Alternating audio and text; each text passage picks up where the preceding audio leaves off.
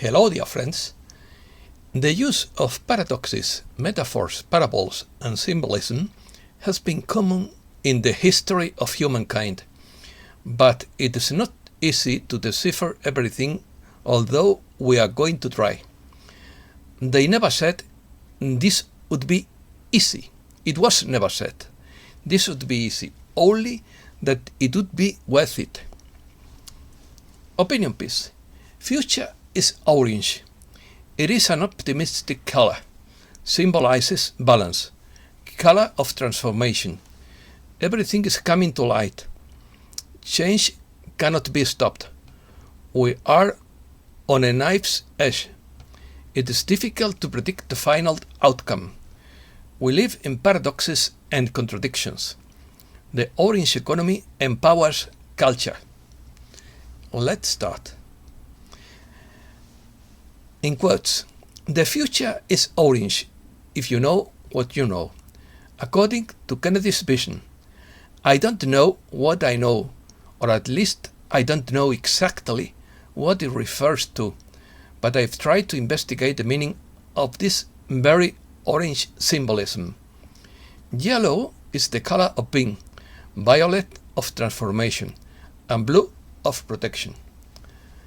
Orange is a joyful color of happiness, creation, friendship, and life.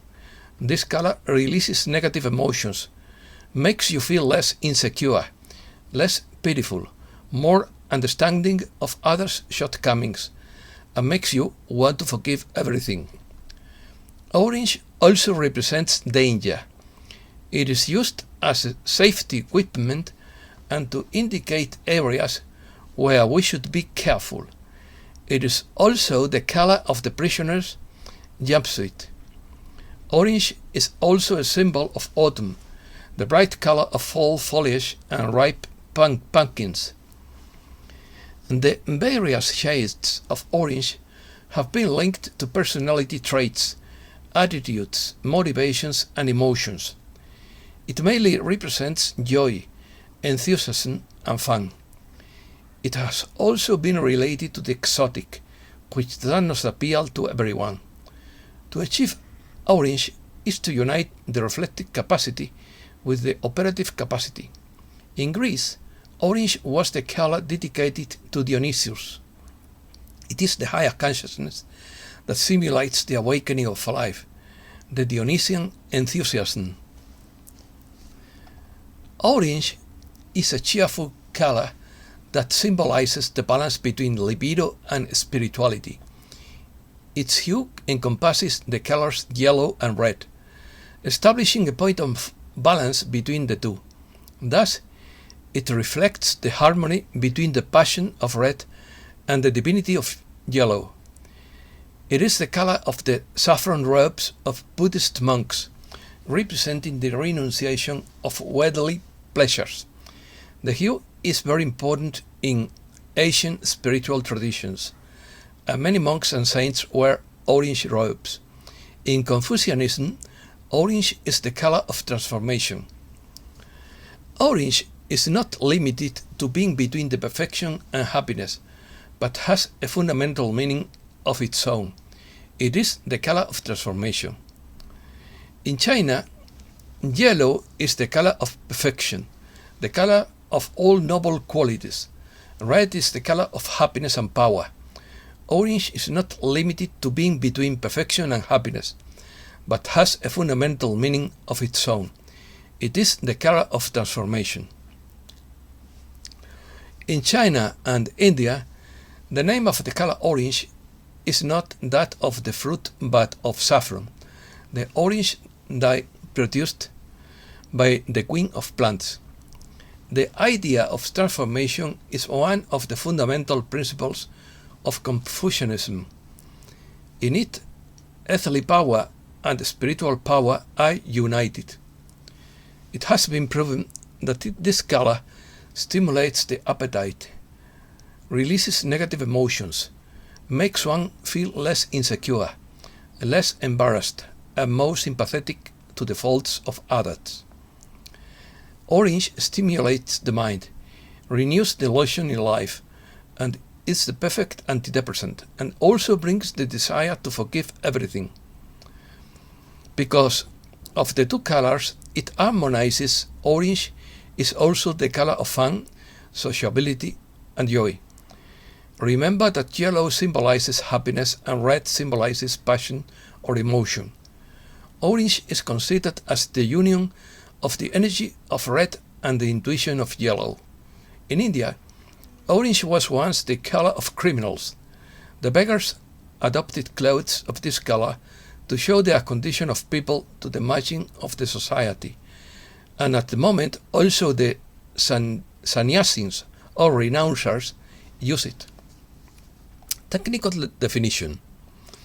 According to Francisco Gol Morales, orange economy is the name given to the set of activities that consist of the transformation of ideas into goods and services of a cultural nature.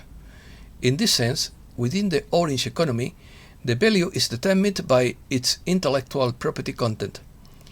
The orange economy refers to all those activities that are directly related to the world of culture, art, or creativity. In this sense, it encompasses a series of activities that consist of the transformation of ideas into goods and services related to the world of culture. The orange economy seeks to promote culture in those countries where it is not being promoted. The orange economy seeks to professionalize creativity and innovation, in addition encouraging the transmission of knowledge and culture to future generations. Thus, the main idea is based on the development and instruction of the economic potential of the cultural and creative sector, at the same time generating conditions for the sustainability of the organizations and agents that make up the sector. Everything is coming to light, and there is no stopping in the awakening, according to Mike Adams. The embedded good guys are turning against the dark side. There are some developments afoot right now within the deep layers of power. First, within the Pentagon and even the intelligence community, there is a growing consensus that the West is rapidly being put on the path to economic destruction, and that this ruin must be stopped from within.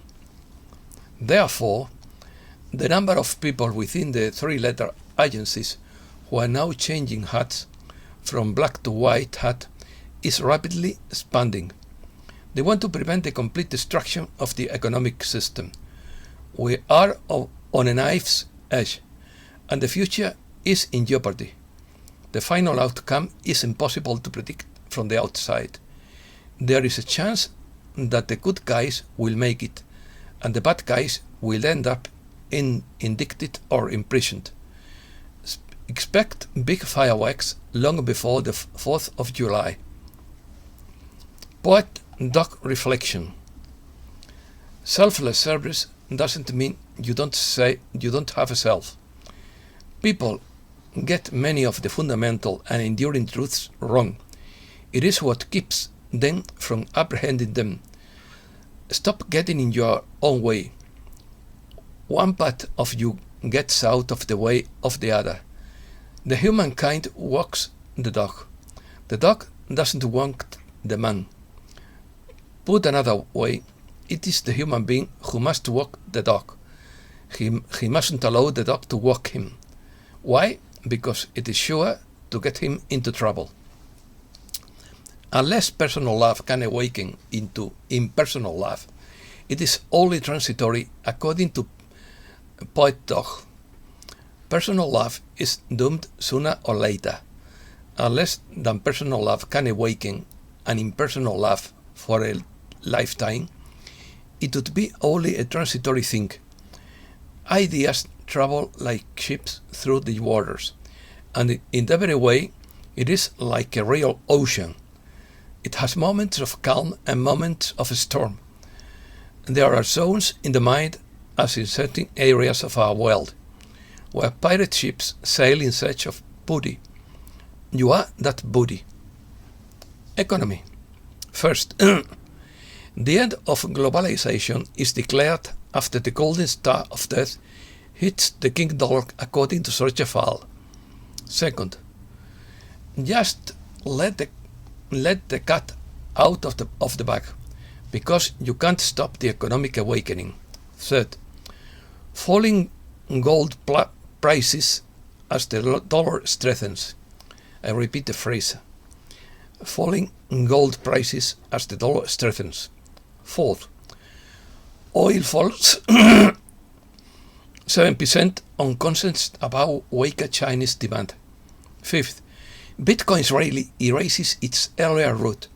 It surpassed $47,000 on Sunday and holds its gains on Monday, erasing its losses for the year. Sixth, the yen falls to a 7-year low after the Bank of Japan adheres to a stimulus. 7. US lawmakers investigate Credit Suisse over its breach of Russia sanctions. 8.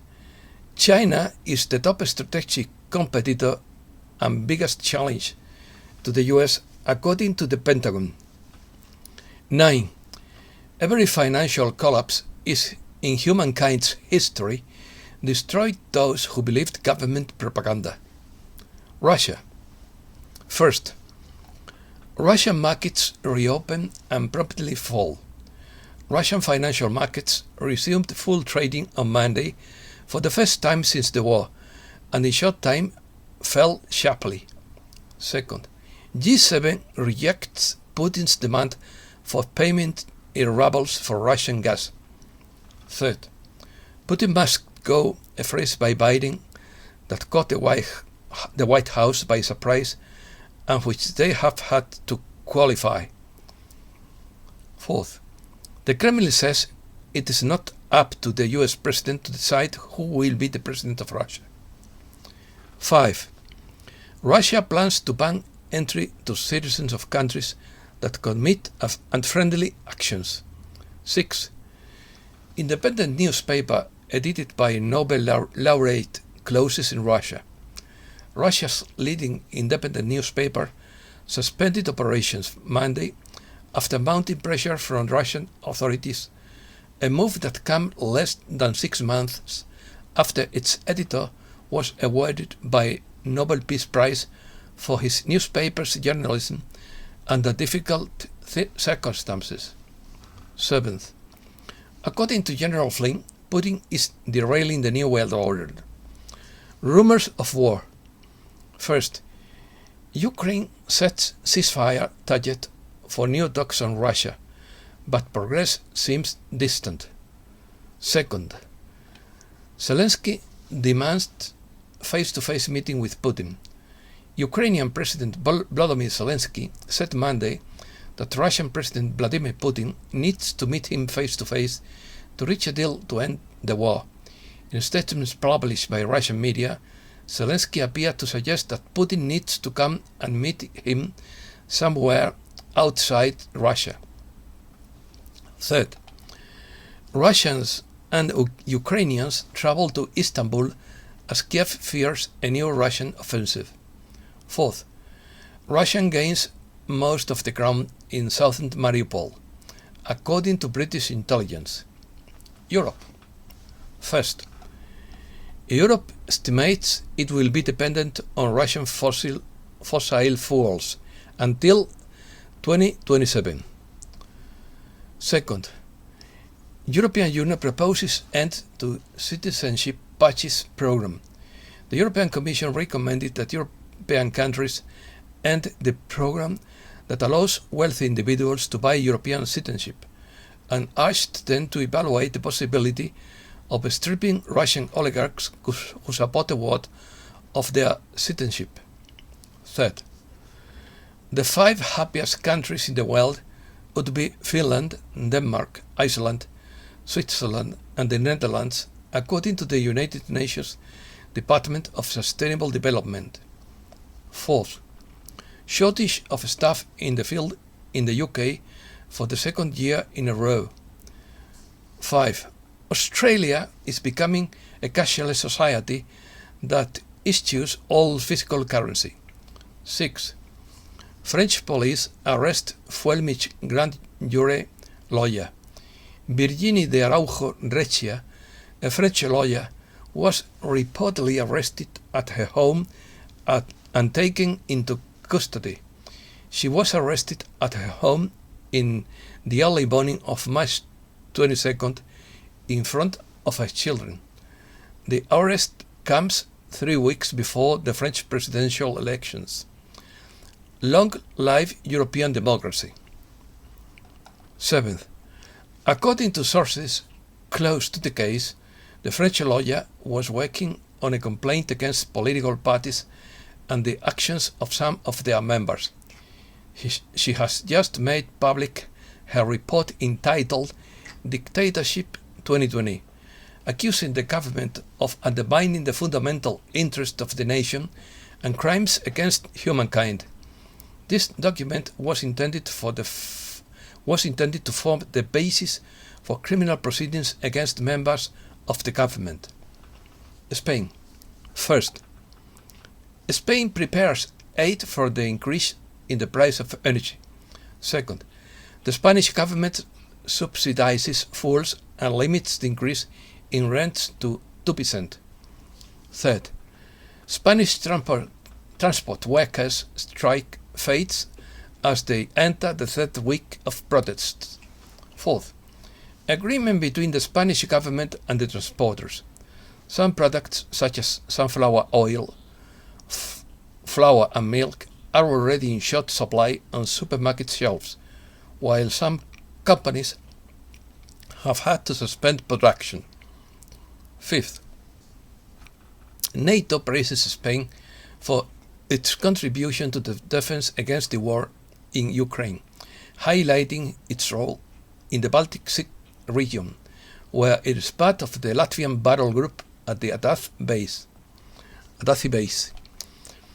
Americas. Duque gives environmentally viability to fracking tests and unleashes a wave of repudiation in Colombia. Second, Brazil's Minister of Education resigns after an influence peddling scandal. Third, Brazil's central bank says 12.75% rate is enough to control inflation. Supply crisis. First, fertilizer inflation portends a global food supply crisis according to the Financial Times. Second, global food chain crisis.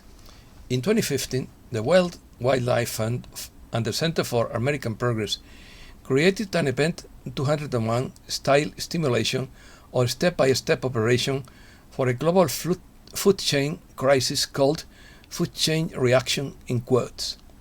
Third, Bill Gates is the largest agricultural landowner. For years, the government has incentivized farmers not to farm and has applied poison sprays to those who did farm. Fourth, Russia was the world's second largest fertilizer producer and exports 30% of the world's potash fertilizers. Sanctions on Russia will affect crops. 5. This decade brought two major food crises when prices approached 400% of the long-term average. A host of extreme weather events related to climate or to weather. Overthrow of governments in Pakistan and Ukraine. Hunger and refugee crisis in Bangladesh, Myanmar, Chad and Sudan. 6. Faced with a sharp rise in prices with an impending global food shortage in 2022, the European Union at some point suspended its environmental regulations for agriculture and introduced a tax on meat. 7. The global food crisis was amplified by the 2008-2009 food crisis, or the recent succession of the hottest years and months in the entire history of observations. 8. How does this 2015 stimulation correlate with the current political events from 2022 onwards? It seems that everything was pre-planned from 2020 to 2030. 9. This applies to both the Big Reset and the United Nations Agenda for the period up to 2030, also known as Sustainable Development in quotes, Agenda for the 21st Century, and Vision 2050. 10. This is a controlled demolition of the Western economy. They need a single global digital currency and two-tier society, slaves and elite. 11. The Russian invasion of Ukraine conveniently matches the timeline for this stimulation. 12. Also, India recently accidentally fired a missile at Pakistan. We will see conflict in Pakistan as well, I ask. That would be quite a coincidence, but the Russian-Ukrainian war is suspicious enough. 13th. It should be noted that they have been steadily reducing our food supply for a long time, but the Russian-Ukrainian conflict may lead to an overload. 14. Russia and Ukraine export 30% of the world's grain and 19% of the world's corn. Russia exports 10% of the world's oil. 15. Problems are created or manufactured around the world, and then a globalist solution is offered. Politicians recently called for less nationalism in an official United Nations statement. 16. The Davos Forum officially calls global governance one of the key aspects of the Great Reset, which would end in 2030, but this plan is failing. 17. The so-called Smart Technologies Agenda is one of the main aspects of the Fourth Industrial Revolution. It means connecting everything to the Internet: refrigerators, garbage cans, automobiles, agricultural machinery, literally everything, and then using artificial intelligence and machine learning to micromanage all aspects of society. And that's all for today. Thanks a lot, dear friends.